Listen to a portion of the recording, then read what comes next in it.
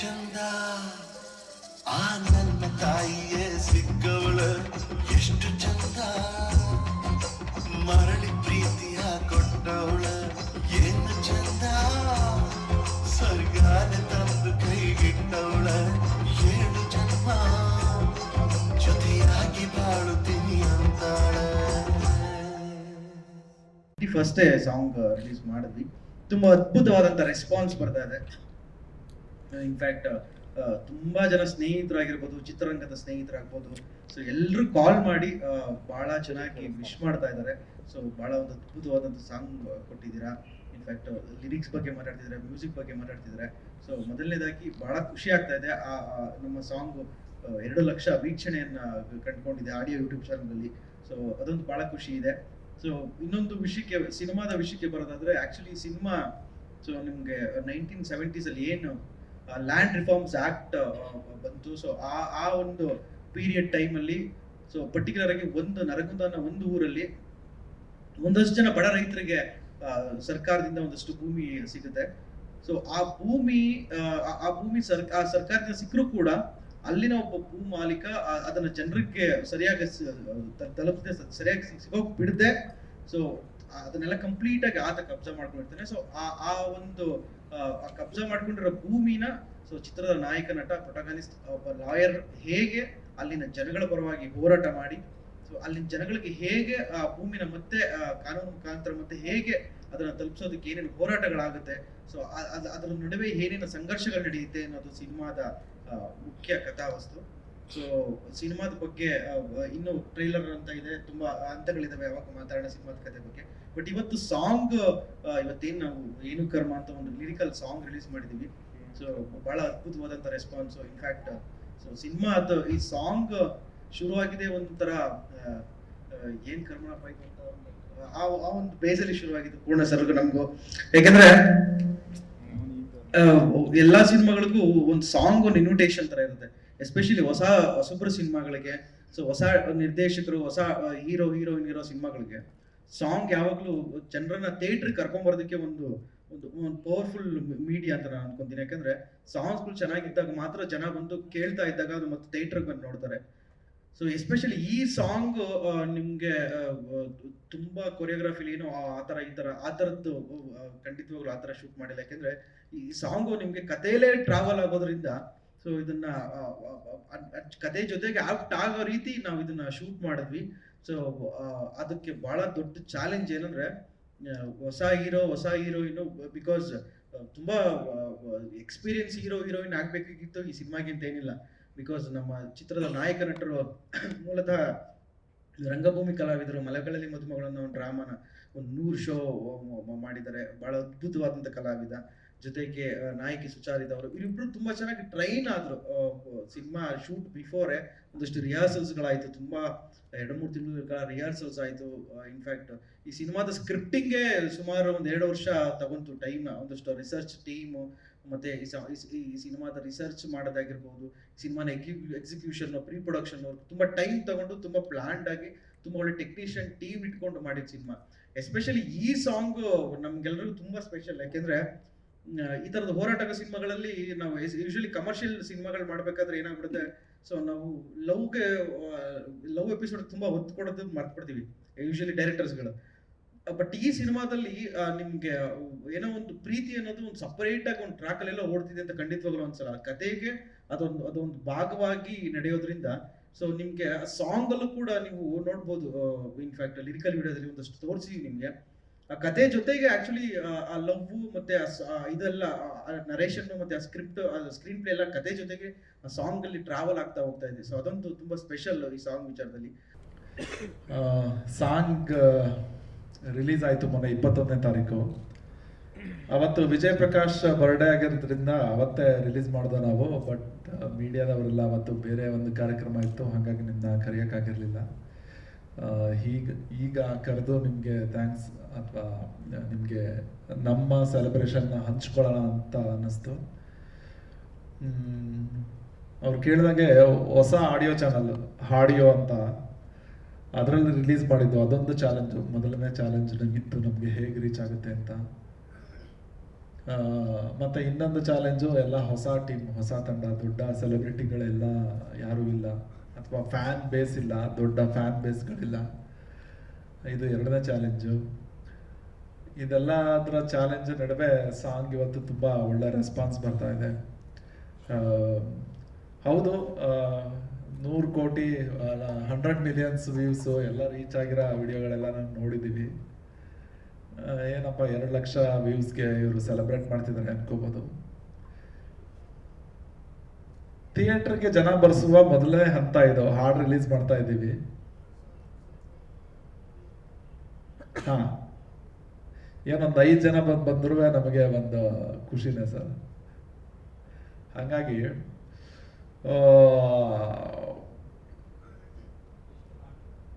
ಹಾಡು 3 ಹಾಡಿದೆ. ನಾನು 1-2 ಹಾಡು ಬರೆದಿದ್ದೀನಿ.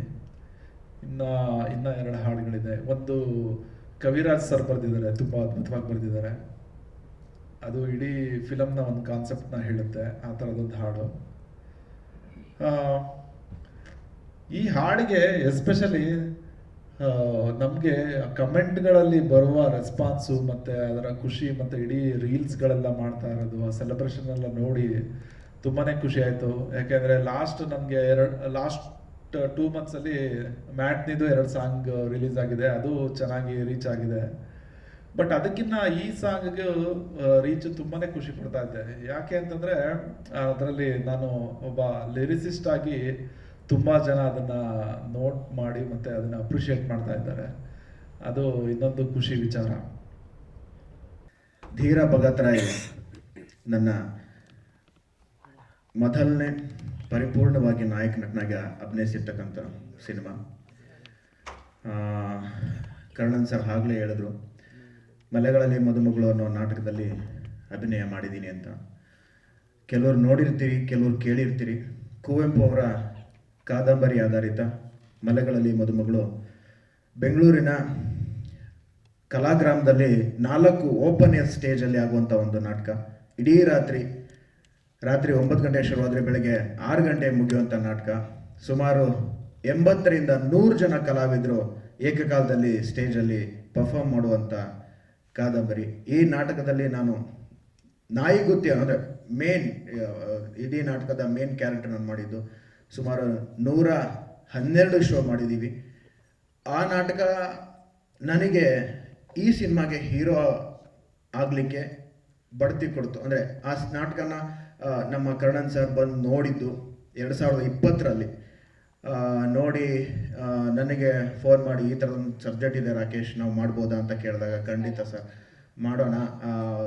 ಭಯ ಮತ್ತು ಜವಾಬ್ದಾರಿ ಎರಡನ್ನೂ ಅವರೊಟ್ಟಿಗೆ ಹಂಚ್ಕೊಳ್ತಾ, ಅವರ ಏನೋ ಈ ಸಿನಿಮಾದುದ್ದಕ್ಕೂ 2 ವರ್ಷದಲ್ಲಿ ನಾವು ಧೀರ ಭಗತ್ ರಾಯ್ ಜೊತೆಗೆ ಜೀವಿಸಿದ್ದೀವಿ. 2 ವರ್ಷ ಸಿನಿಮಾ ಮತ್ತು ಶೂಟಿಂಗು, ಅದರ ಹಿಂದೆ ಬ್ಯಾಕ್ ಸ್ಟೇಜ್ ಏನು ಟೆಕ್ನಿಕಲ್ ಆಸ್ಪೆಕ್ಟ್ಸ್ ಅಂತ ಏನು ಹೇಳ್ತಿದ್ವಿ, ಅದ್ರ ಜೊತೆಗೆ ಸಾಕಷ್ಟು ಕೆಲಸಗಳು ಒಟ್ಟೊಟ್ಟಿಗೆ ನಾವು ಸ್ಟುಡಿಯೋಗಳಲ್ಲಿ ಕೂತು ಮಾತಾಡ್ತಾ ಪ್ರತಿದಿನ, ಅಥವಾ ಶೂಟ್ಗೂ ಬಿಫೋರ್ ಇಂತಿಂಥ ಸೀನ್ಗಳು ಹೀಗೆ ಆಗಬೇಕು, ಇಂತಿಂಥ ಏನೋ ದಿನದಲ್ಲಿ ಈ ದಿನ ಇಲ್ಲಿ ಶೂಟ್ ಮಾಡಬೇಕು ಅಂತ ನಾವೆಲ್ಲ ಒಟ್ಟಿಗೆ ಕೂತು ಮಾಡಿದ ಸಿನಿಮಾ ಇದು. ಹಾಗಾಗಿ ಧೀರ ಭಗತ್ ರಾಯ್ ನಮಗೆ ಯಾವಾಗಲೂ ಫ್ಯಾಮಿಲಿ ಥರ ಆಗಿದೆ. ಈ ಏನು ಕರ್ಮ ಸಾಂಗ್ ಫಸ್ಟ್ ಟೈಮ್ ನಾನು ಕೇಳಿದಾಗ ರಫ್ ಟ್ರ್ಯಾಕ್ ಕೇಳಿದ್ದೆ, ಅದು ಪೂರ್ಣ ಸಾರಿ ಹಾಡಿದ್ದು ಅನಿಸುತ್ತೆ. ಹಲೋ ಸರ್, ಪಂಚಮ್ ಅಂತ ಫಸ್ಟ್ ಟ್ರ್ಯಾಕ್ ಆಡಿದಾಗಲೇ ನಮಗೆ ಆಗಲೇ ಆ ಸಾಂಗ್ ನಮ್ಮ ಕಿವಿಲ್ ಕೂತಿತ್ತು, ಬಾಯಲ್ಲಿ ಕೂತು, ಆವಾಗಿಂದ ನಾವು ಮಾಡ್ತಾ ಇದ್ವಿ. ಸೊ ನಮ್ಗೆ ಆಗಲೇ ಅನಿಸ್ತು, ಇದಕ್ಕೆ ಖಂಡಿತ ಕನ್ನಡ ಮನಸ್ಸುಗಳಿಗೆ ರೀಚ್ ಆಗುತ್ತೆ, ನಮ್ಮನ್ನು ಖಂಡಿತ ಇವರೆಲ್ಲ ಹರಿಸ್ತಾರೆ ಅಂತ ನಾವು ಆಗಲೇ ಅಂದ್ಕೊಂಡಿದ್ವಿ. ಅದ್ರ ಜೊತೆಗೆ ವಿಜಯ್ ಪ್ರಕಾಶ್ ಸರ್ ವಾಯ್ಸ್ ಮತ್ತು ಸಾಕ್ಷಿ ಕಲ್ಲೂರು ಫಸ್ಟ್ ಟೈಮ್ ಕನ್ನಡ ಇಂಡಸ್ಟ್ರಿಗೆ ಡೆಬ್ಯೂ ಮಾಡಿರ್ತಕ್ಕಂಥ ನಮ್ಮ ಸಿನಿಮಾದಿಂದ. ಸೊ ತುಂಬ ಅದ್ಭುತವಾಗಿ ಇಬ್ಬರ ಏನೋ ವಾಯ್ಸ್ ಈ ಸಾಂಗಿಗೆ, ಮತ್ತು ಪೂರ್ಣ ಸರ್ ಲಿರಿಕ್ಸ್, ಅವ್ರು ಆಗಲೇ ಹೇಳಿದ್ರು ಕಮೆಂಟ್ಗಳಲ್ಲಿ ಇತ್ತು. ಅಂದರೆ ಥ್ರೂಔಟ್ ಸಾಂಗಲ್ಲಿ ಕಮೆಂಟ್ಗಳ ಬಗ್ಗೆ ತುಂಬ ಮಾತಾಡ್ತಿದ್ದಾರೆ. ಅಂದರೆ ಲಿರಿಕ್ಸ್ ಬಗ್ಗೆ ಕಮೆಂಟಲ್ಲಿ ಹೇಳ್ತಾರೆ, ಈ ಲೈನ್ ತುಂಬ ಚೆನ್ನಾಗಿದೆ.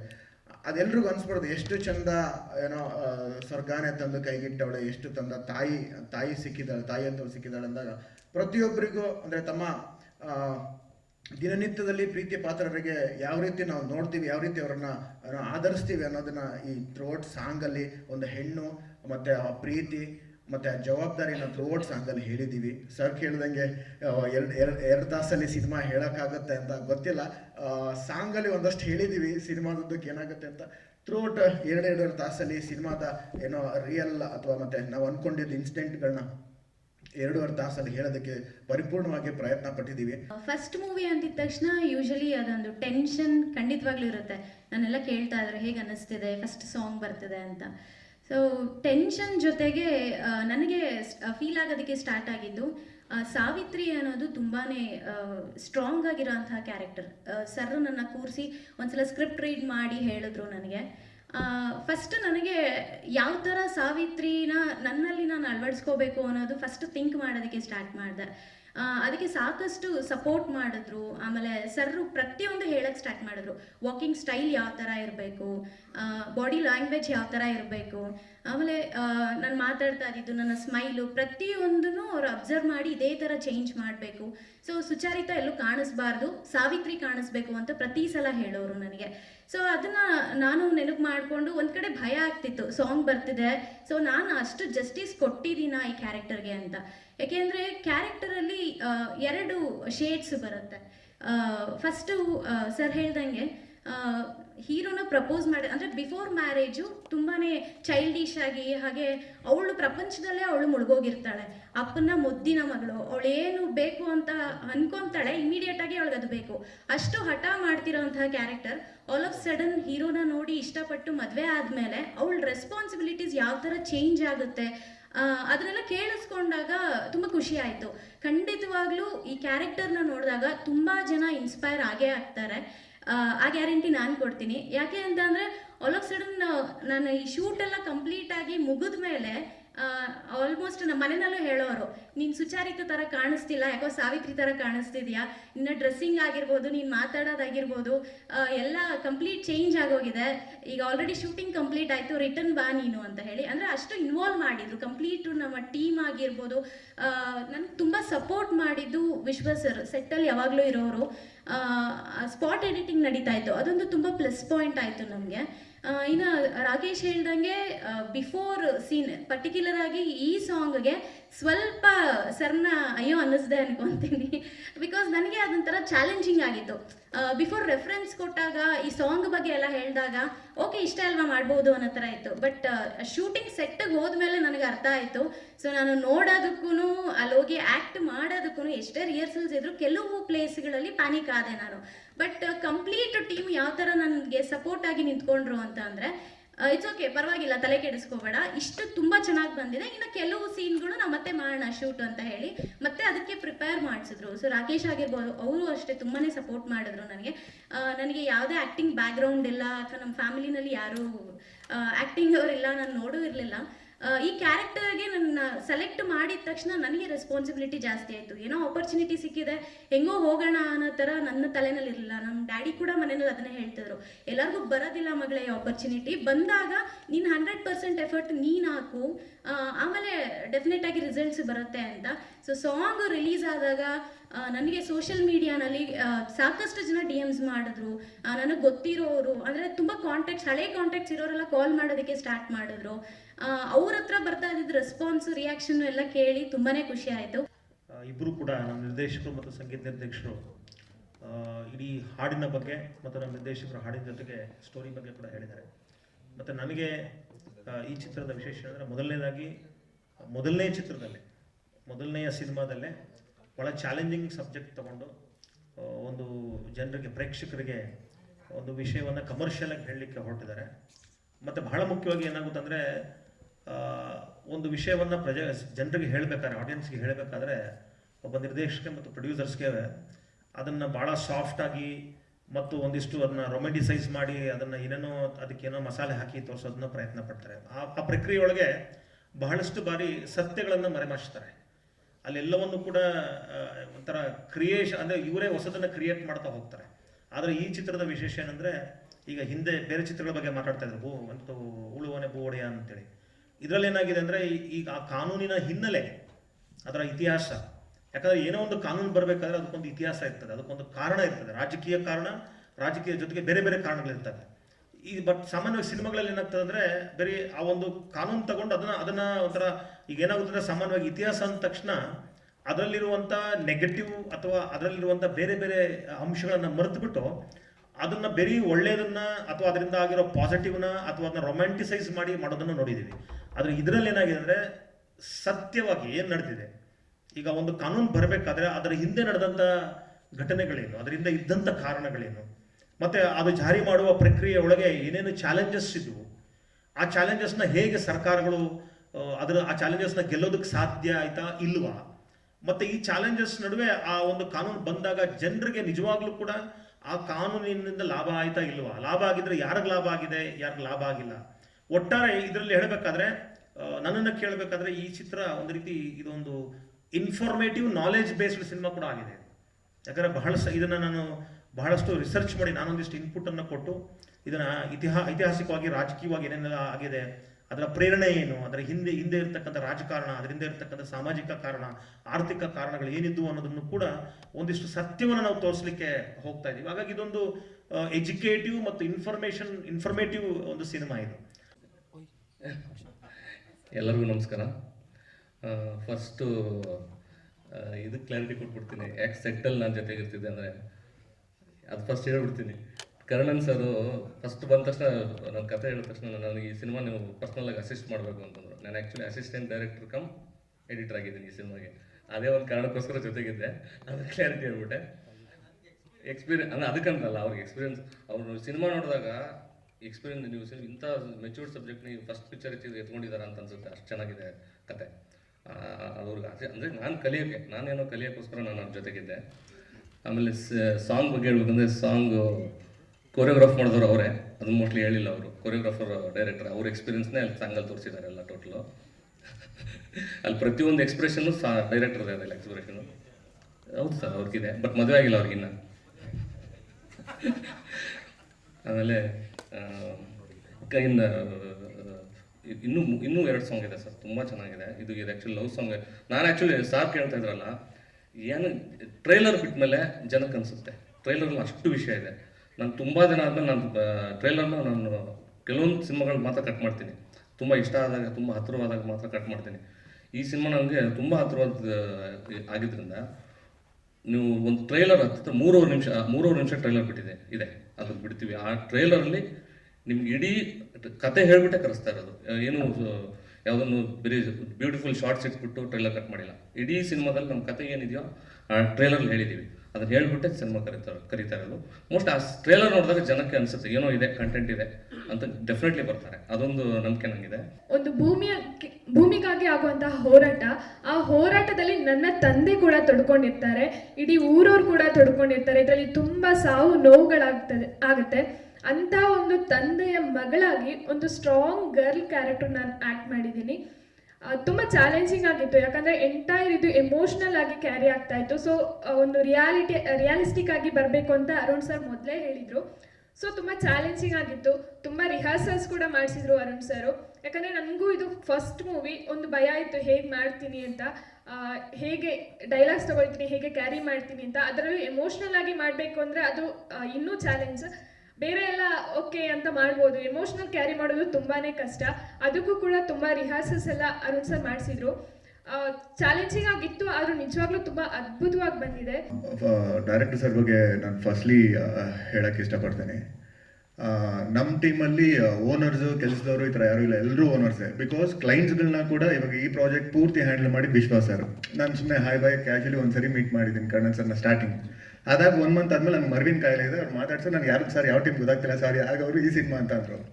ಇದನ್ನು ನಾನು ಯಾಕೆ ಹೇಳ್ತಾ ಇದ್ದೀನಿ ಅಂದರೆ, ಇದಾದ್ಮೇಲೆ ವಿಶ್ವಾಸ್ ಸರ್ ಸಿನಿಮಾ ಚೆನ್ನಾಗಿ ಬಂದಿದ್ದೀವಿ ಅದು ಹೇಳ್ತಿದ್ರು.